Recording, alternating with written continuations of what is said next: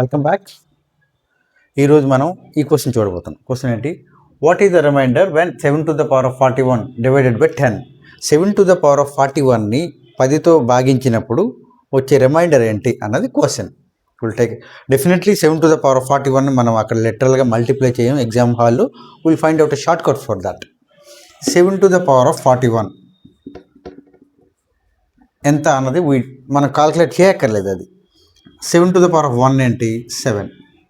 7 square 49, 7 cube 243, 7 to the power of 4 1701, 7 to the power of 5 11907, 7931 మళ్ళీ 7 వచ్చింది. 7931 మళ్ళీ 7 వచ్చింది.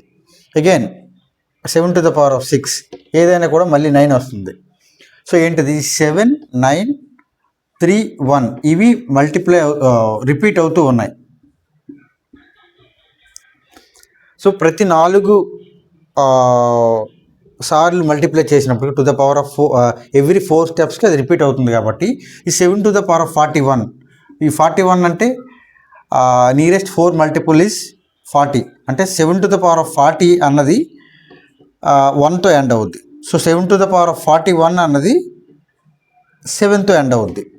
ఈ 7తో ఎండ్ అవుతుంది కాబట్టి ఈ number 7 to the power of 1 is ending with 7. So దాన్ని 10తో డివిజన్ చేసినప్పుడు 7 వస్తుంది ఆన్సర్. So answer is 7.